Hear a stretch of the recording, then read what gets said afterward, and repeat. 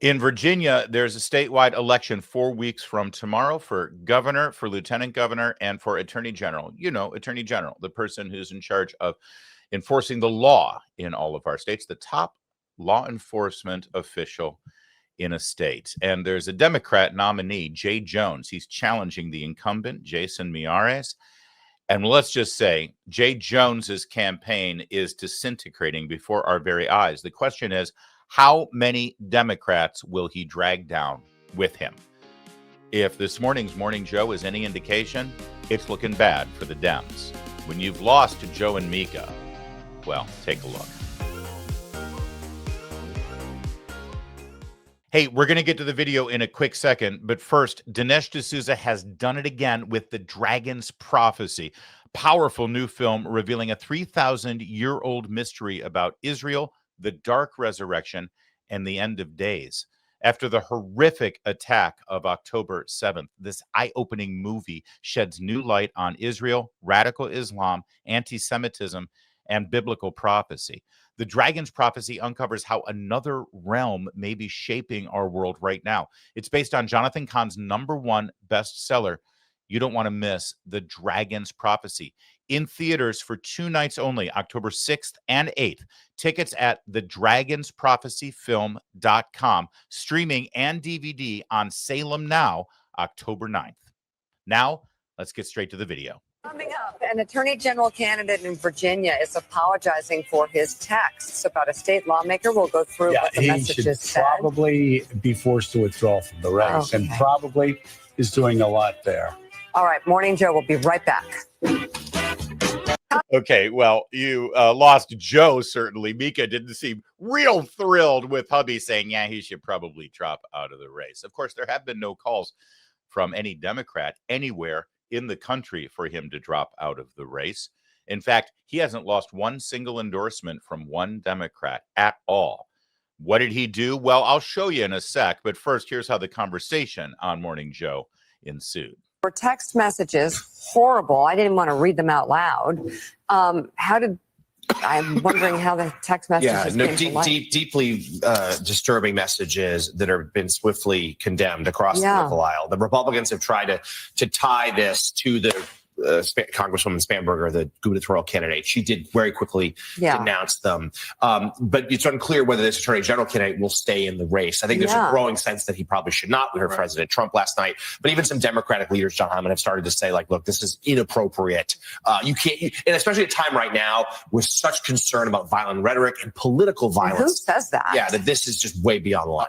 I would say, not to be too much on the high horse. It's wildly inappropriate under any circumstances today, tomorrow, 10 years ago, 6 months ago. I think the pressure is going to be on Spanberger and for the whole of the party to ask this candidate to just quit the race, because just both, it's the right thing. And also the political splashback. You don't want to mess with this right now. Who says that? I think the right thing to do is basically this guy should do everyone a favor and step out of the race. Yeah. So you've lost Morning Joe. You've lost all of the lefties whose job really it is on that program to do whatever they can to drag down and destroy Republicans and conservatives and Trump and you and elevate Democrats. And you've lost them. That's bad. But did you notice one part of this reporting? This is a news program where they deliver news to their viewers. Did you notice one part of the reporting that was missing? The actual text messages that are in question here. The actual content. Oh, it's terrible. I don't even want to say it. I don't even want to repeat it. You're the news. Why don't you want people to hear it? Why don't you want people to say it? Well, we'll show you. Here's one text message. And by the way, what's being lost in a lot of the reporting of this story is the context of Jay Jones, a former state delegate in Virginia. What inspired him to say these things? I'll tell you what the context was. It actually makes it even more despicable. On the left is Jay Jones. On the right is a former colleague in the House of Delegates, a Republican. They say nice things about everyone, LOL. If those guys die before me, I will go to their funerals to piss on their graves, send them out awash in something. Then the person replies in a scolding way, Jay Jones. Jay then follows up, 3 people, 2 bullets. Gilbert is the Republican Speaker of the House in Richmond back in 2022 when these text messages took place. Gilbert, Hitler, and Pol Pot. Gilbert gets 2 bullets to the head. Spoiler, put Gilbert in the crew with 2 of the worst people you know, and he receives both bullets every time. The Republican replies, Jay, please stop. He then tries to make a joke out of it. LOL, okay, okay. It really bothers me when you talk about hurting people or wishing death on them, which, by the way, suggests that he does this often, right? Do you notice she says, it bothers me when you do this? In other words, you've done this before. So what's the context here? Because I've heard a lot of commentary. Well, listen, he was frustrated about Republicans and their policies and their stances. And he was frustrated that he thinks they're hypocrites about gun violence and about Second Amendment and things like that. No. Take a look at the first line again. They say nice things about everyone. If those guys die before me, I will go to their funerals to piss on their graves. Why is he talking about a funeral? This is why. Because they had just returned from the funeral of a long-serving state delegate in Virginia, a Democrat who served 12 terms in Southwest Virginia, the red conservative part of Virginia.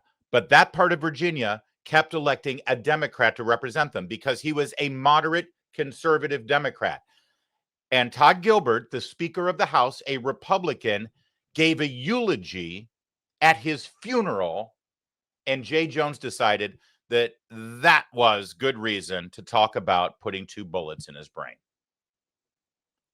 So it's worse than what you're probably hearing at all as to how this story is being reported. All you're hearing is the text message. But when you find out that what inspired these despicable, hateful, violent text messages from the guy who wants to be Attorney General of Virginia, what inspired it, what really drove him over the edge, was that a Republican eulogized a Democrat at his funeral. You know, the whole unifying, crossing party lines, let's overlook what we disagree about and come together to try to show some decency to each other in politics. An actual moment like that is what brought out the evil in this man. No wonder Mika didn't want to talk about it this morning. There's more. I point blank asked you more than 3 times and you dug in and you meant it. I'm honestly questioning a lot today. He said, I mean, do I think Todd and Jennifer are evil? Jennifer's the wife of Todd Gilbert. And they're breeding little fascists? Yes. Oh, yeah, let's bring the children into it. You weren't simply asking questions and you know it. I genuinely love. I wasn't attacking you. I was trying to understand your logic. Understand this guy keeps doubling down and tripling down and saying, no, I'm serious. Todd Gilbert deserves to be murdered. You weren't trying to understand. You were talking about hoping Jennifer Gilbert's children would die. And he says, yes, I've told you this before. Only when people feel pain personally do they move on policy. This is all the discussion that's happening after attending a funeral and after hearing Todd Gilbert give the eulogy. That's Jay Jones. And by the way, through the weekend, the political fallout was so monumental that he had to drag himself to a local ABC station to try to give a rehearsed, market-tested apology of sorts. Watch him. This is Jay Jones, the guy on the right. You're asking Virginians to vote for a man who compared his political opponents to mass murderers. Isn't that type of rhetoric disqualifying for someone who's seeking statewide office here in Virginia? Well, the rhetoric has no place on our landscape, no place in our discourse. And again, for that, I am deeply, deeply sorry. I should have never done it. It's very embarrassing to me, and certainly I regret it. The National Review's article, which came out today, says after those text messages were sent to Carrie Coyner, you picked up the phone and called her. You said, according to the article, I'm quoting, Gilbert's wife could watch her own child die in her arms so that Gilbert might reconsider his political views. Did you say that? Bottom line is that the language is unacceptable. And again, I deeply, deeply, deeply wish that it hadn't happened. I have spent the entire day. I'm sorry. Okay, first of all, he didn't answer the question as you saw. Did you say that? The language is unacceptable. But then did you catch this? Consider his political views. This. Did you say that? Bottom line is that the language is unacceptable. And again, I deeply, deeply, deeply wish that it hadn't happened. I wish that it hadn't happened. What's this third party removal, passive aggressive. Oh, this is a terrible thing that happened. What do you mean it happened? You did it, dude. I'm sorry it happened. What? No, I think what you meant to say is, I'm sorry I did it. You did it. This isn't something that's happened to you. It's something that you did to other people. How do they get away with this? This was some sort of memorized, just stay on message, Jay. You're going to push through this. Trust me, Trump will tweet something that'll distract everything. And then you can say, aha, see, Trump does things. And so it's okay that I did this. This is embarrassing. It's despicable. And he might get away with it. I have spent the entire day really regretting all of it. I certainly wish that it hadn't happened. I'm sick to my stomach when I read those words. And certainly they're objectionable. They're abhorrent. They have no place in Virginia, no place in this country's discourse. And so, again, I am so deeply. Yeah. Deeply. He's deeply sorry. Did you catch that part of it? He regrets that it happened. So that's his third apology, by the way. His first one on camera. But it was his third go-around because he just wasn't getting it right. And frankly, I think that was pretty pathetic too. But you've got to see his first apology. When the story first broke Friday afternoon, this was his apology. Like all people, I've sent text messages that I regret. Hold on. I mean, it's true. We've all sent text messages that we regret. I sent one to an old girlfriend one time after I had had way too much Chardonnay one night. Boy, oh boy, I wish I could have those back. She's a Pilates instructor now, by the way. Anyway, yes, we all send text messages that we regret. But I'll tell you something. I've never sent a text message about putting bullets in my political opponent's brains. Huh, who among us, everybody? Come on, right? Am I right? Who among... Dude, you're alone over there with that one. Schlichter, maybe. But the rest of us, no. Like all people, I've sent text messages that I regret. Violent rhetoric has no place in our politics. That's it. He then pivots immediately and goes on attack. A fake, fraudulent, deceptive attack.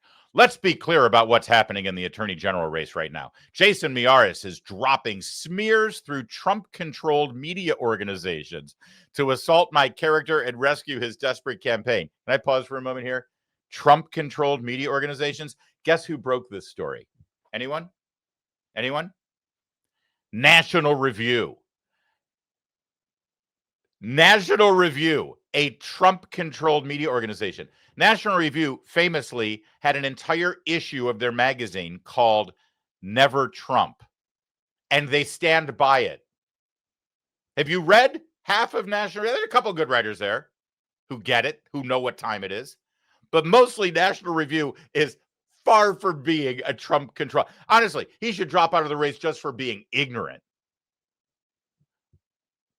This is a strategy that ensures Jason Miyares will continue to be accountable to Donald Trump, not the people of Virginia. So he tried to make this whole thing about Trump. I can't believe Trump made me tweet that text message, that send those text messages. All right, let's move on from this schmuck. Winsome Earl Sears, running for governor, immediately created an ad on this, tying her opponent, Abigail Spanberger, lying, deceitful, left-wing, radical Abigail Spanberger, to Jay Jones. Take a look at this. We start with breaking news from the campaign trail. Jay Jones is under fire tonight. Jay Jones is under fire. Jay Jones is under fire after messages he sent in 2022 saying former Virginia House Speaker Todd Gilbert should be shot. I'm excited about this ticket. It's been great to be out on the campaign trail with Jay Jones. You said Gilbert's wife could watch her own child die in her arms so that Gilbert might reconsider his political views. We deserve an attorney general who will stand up for the people of Virginia. Jones said, quote, Gilbert, Hitler, and Pol Pot. Gilbert gets 2 bullets to the head. Let your rage fuel you. Jones doubled down, saying, quote, do I think Todd and Jennifer are evil and that they're breeding little fascists? Yes. How can Virginians trust a man who said something so horrific, so callously? Only when people feel pain personally do they move on policy. That's a great ad. Good for Winsome Sears. And just understand something here. It's absolutely disqualifying to be attorney general, let alone any other elected official in the Commonwealth of Virginia. Imagine if he becomes attorney general and his office does some kind of investigation and arrests a Republican of any kind, I mean, not even an elected official or just some guy, some random dude who, defaulted on his taxes or something, but he happens to be a Republican. All that guy has to do is go to the judge and say, Your Honor, this attorney general has a malicious, biased, prejudiced predisposition against Republicans. I'm being persecuted because of my political affiliation by the state of Virginia. Just take a look at what he said about Republicans. I sort of undermines his ability, doesn't it? Winsome Sears continued on this vein. Here she is, the woman who would be governor. She is the Republican nominee. The calls for hate and violence are coming from the mouths of the Democrat Party's leaders. And Jay Jones is just the most recent, and his wish for violent acts the most clear. So if you can't solve a problem, you can't name it, but I will. And here and now, the leadership of the Democrat Party has become consumed with hate. I mean, Abigail Spanberger is literally using the phrase, let your rage. Oh, shoot. What is it? Let your rage. Hang on. It was in fuel the ad. Fuel what is you. it? Let your rage fuel you. Thank you. Hang on. Here it is. Let your rage fuel you. That's part of her stump speech right now. As she travels around Virginia trying to get votes from Democrats, she's saying, let your rage fuel you. 3 weeks after the assassination of Charlie Kirk. Let your rage fuel you. Oh, she's such a moderate. Look at her in her Talbot's pantsuit with her hand on her hip. She's just a suburban mom. She's a radical. Let your rage fuel you, she says.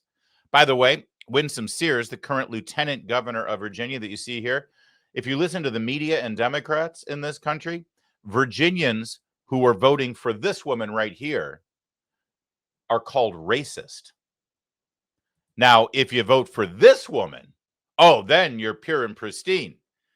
You're totally racially tolerant. If you vote for the blonde, pasty-skinned white woman, that proves that you're down with the cause and you're woke. But if you vote for the first-generation Jamaican immigrant, retired Marine, you're racist. That's the world of the Democrats right now in America, circa 2025. She's the lieutenant governor to one of the most popular governors in America, Glenn Youngkin. Here was Youngkin talking up his candidate and talking about Jay Jones this weekend. This is demented. And here we have the Democrat candidate running for attorney general, the top cop in Virginia, wishing not only that he had 2 bullets to put in a guy's head, but then he wishes death on his children. And Todd Gilbert has small kids. And for Jay Jones to wish death on his small children is beyond belief. But that is where the violent left of the Democrat Party is. This is where these folks are. We had Charlie Kirk assassinated, and so many folks celebrated in the far left. We've had two Democrats threaten to murder 2 of our delegates running for office in Virginia, and now Jay Jones comes out and says that he has 2 bullets for Todd Gilbert's head and wants to see his children die. I mean, this is unbelievable. And what's shocking also is that after calling for the normal apology, the Democrat candidates, Abigail Spanberger and the rest of them, were out campaigning this weekend like it was nothing. They have got to call for this guy to resign, step down, get out of this race in disgrace, because this is beyond disqualifying. I mean, they're asking people to vote for this guy to be the attorney general of the Commonwealth of Virginia. Meanwhile, we have the best attorney general, Jason Miyares, in the nation, and everyone in Virginia should step forward, rehire Jason Miyares, and demonstrate that Virginia stands for the values that not just hold our country together, but we reject all political violence, and we reject anyone that would call for violence on a child. It's unbelievable. Winsome Sears immediately came out and condemned this, and Abigail Spanberger gave the normal, oh, it was wrong, and then's back out campaigning with the Democrats calling for this guy to win.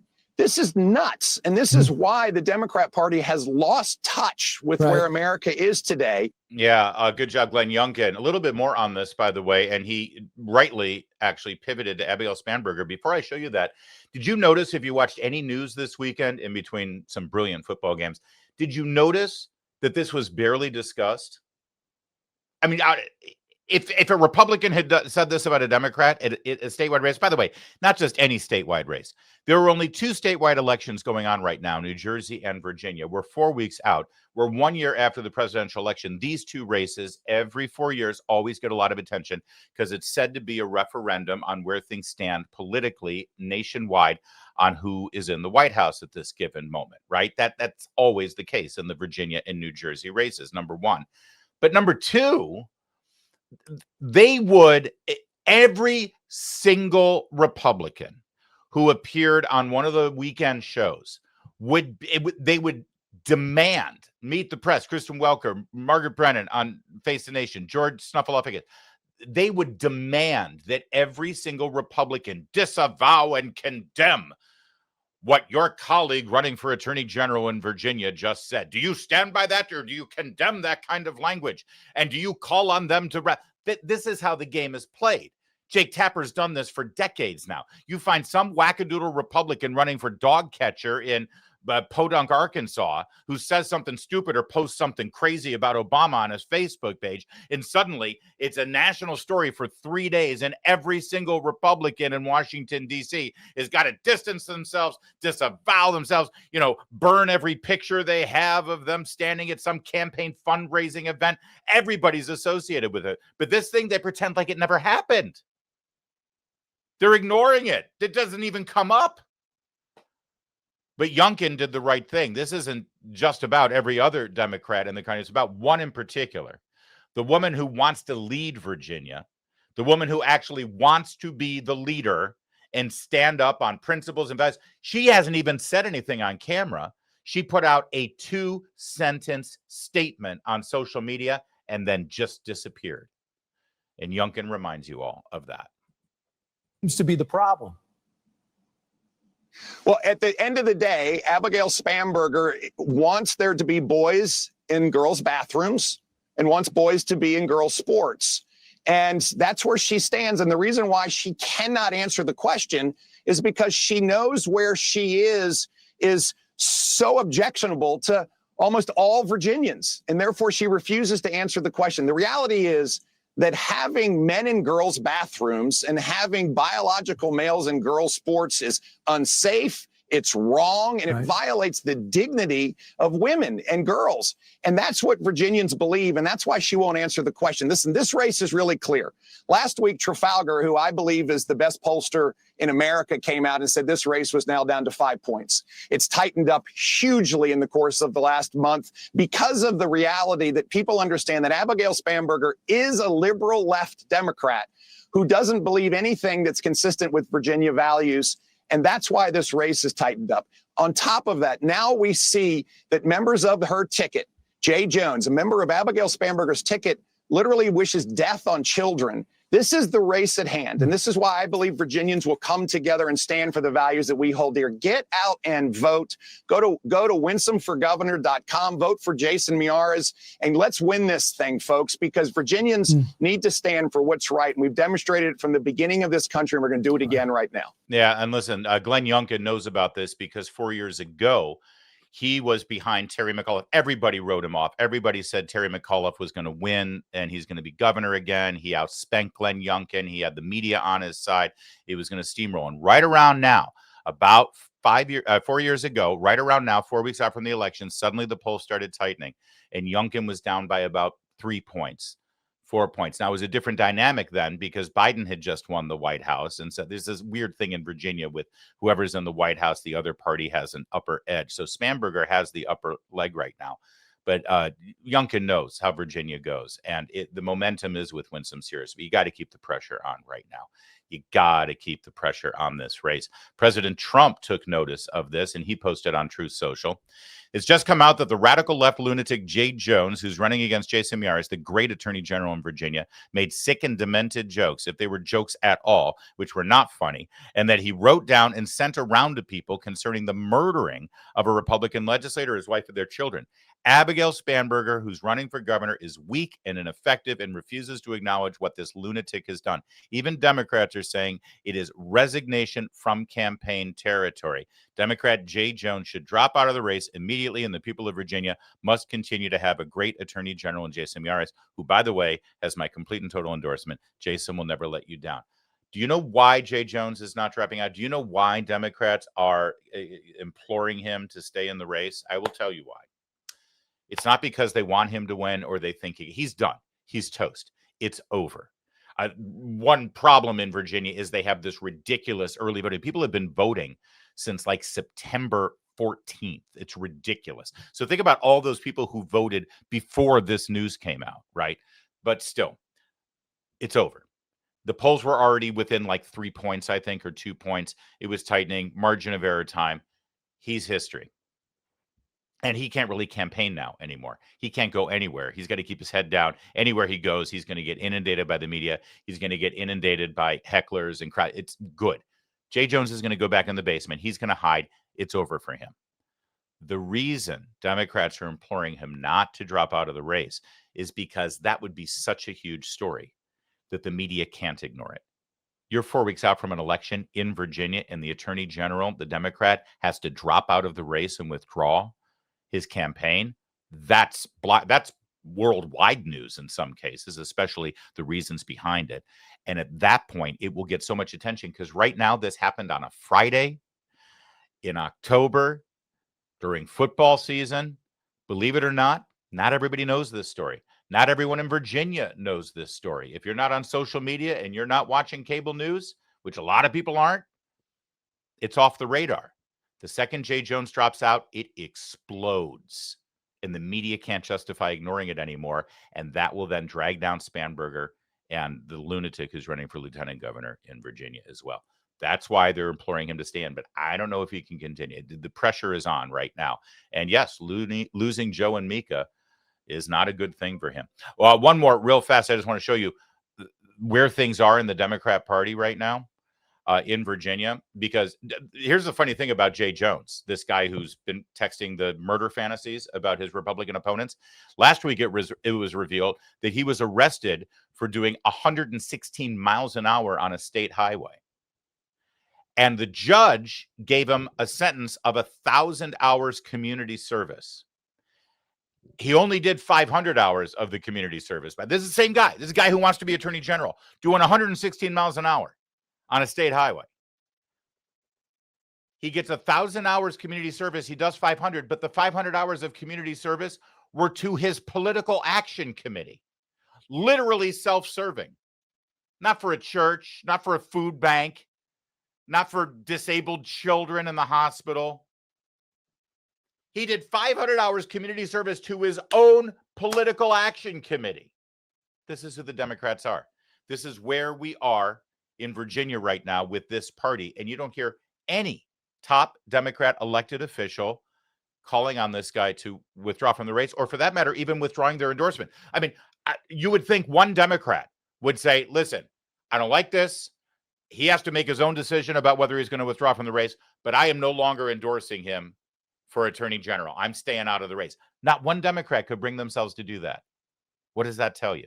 Well, I'll show you what it tells you. Here is the current Speaker of the House of Delegates in Virginia yesterday at the pulpit of a church. So we need to understand something. We have to be mature in our thinking and how we vote. We can't get distracted because they want us to get distracted by the text message here or something else. Stay focused. Don't be distracted by the text message. Stay focused. Just take a look at that letter after his name. That's all that matters. Don't get distracted by text messages. Could I please have the last 10 years of mean tweet complaints back in my life again, please? I have wasted you. We've all had our life wasted and distracted for 10 years about people complaining and wringing their hands and lighting their hair on fire over mean tweets from Donald Trump. It's unpresidential. It's unprecedented. It's unworthy. He's outrageous. I can't believe he tweeted those things. This guy called for the murder of a political opponent, wanted to put 2 bullets in his head. And we're told, oh, don't get distracted by that. Don't get distracted by that. As my friend Chris Plant said, were it not for double standards, Democrats would have no standards at all. And it goes right along with the media. That said, Joe and Mika, broken clock is right twice a day. And Jay Jones and the Democrats in Virginia, they're sweating it right now because today they lost Joe and Mika.